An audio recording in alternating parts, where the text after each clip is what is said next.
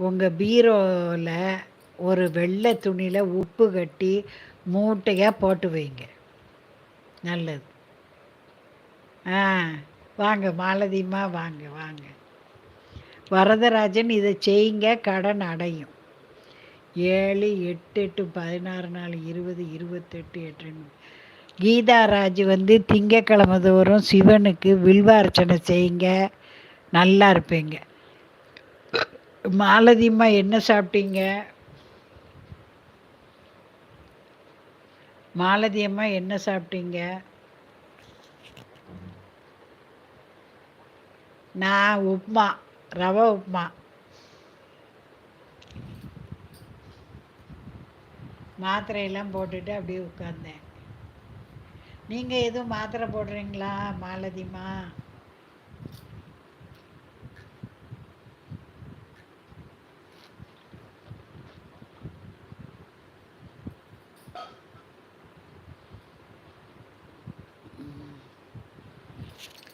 எப்போதுமே கடன் அடையணுன்னா செவ்வாய்க்கிழமை கொண்டு கடனை கட்டுங்க. அப்போ அதுக்கு எங்கே இருந்தாவது வழி கிடைக்கும். அதே மாதிரி வெள்ளிக்கிழமை உப்பு வாங்குங்க. உப்பு வாங்கி நீங்கள் கோயிலுக்கு கொடுத்தீங்கன்னா நல்லது. உங்களுக்கு பண தட்டுப்பாடு தீரும். கோயில் மடப்பள்ளி இருக்கும் பாருங்க, அங்கே கொண்டு கொடுத்துடணும் ஒரு பேக்கெட்டு உப்பு. அர்ச்சகர்கிட்ட கொடுத்துட்டு அவங்க சேர்த்துருவாங்க. கோயிலுக்கு உப்பு வாங்கி கொடுத்தீங்கன்னா செல்வம் பெருகும். ஒரு சக்கரை பூசணிக்காய் இருக்குது பாருங்கள், மஞ்சள் கலர், அந்த பூசணிக்காயை நீங்கள் கோயிலுக்கு தானம் பண்ணுனா நோய் தீரும். அந்த மாதிரி செய்யுங்க. சாமி சன்னதியில் கொண்டு வச்சிடலாம். வச்சுட்டாலே போதும், அர்ச்சகர்கள் எடுத்துக்கிடுவாங்க.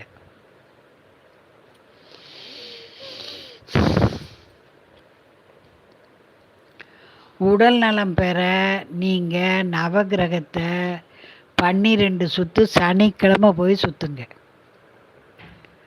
அதே மாதிரி அமுக்குறாங்கிழங்கு, துளசி, நெல்லிக்காய் 3ஐயும் நல்லா அடித்து ஜூஸ் எடுத்து குடிங்க. உடம்பு தெம்பாக இருக்கும். அமுக்குறாங்கிழங்குன்னு நாட்டு மருந்து கடையில் கேளுங்க. நெல்லிக்காய் 2 நெல்லிக்காய், துளசி மிக்சியில் 1 டம்ளர் தண்ணி ஊற்றி அடித்து வடிகட்டி குடிங்க. உடம்பு தெம்பாக இருக்கும்.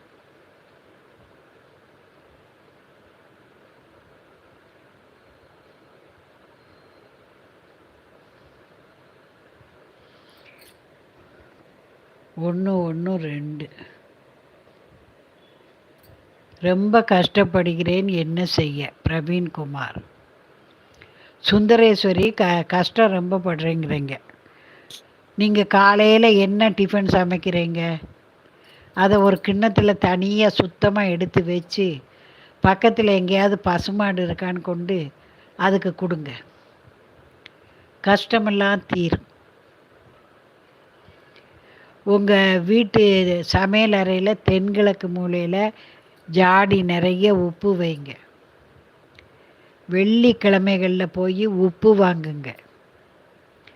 முகத்தில் இவ்வளோண்டு பால் தேய்ங்க. முகத்தில் காப்பி போட ஊற்றுறோம்ல, இத்தனையோண்டு முகத்தில் பால் தேய்ங்க. மகாலட்சுமி கடாட்சம் பெருகும். திலகா பண்ண காணோம். அவங்க நேற்று வந்திருந்தாங்க, காணுன்னோம். உங்களை கேட்டாங்க. நன்றி நன்றி.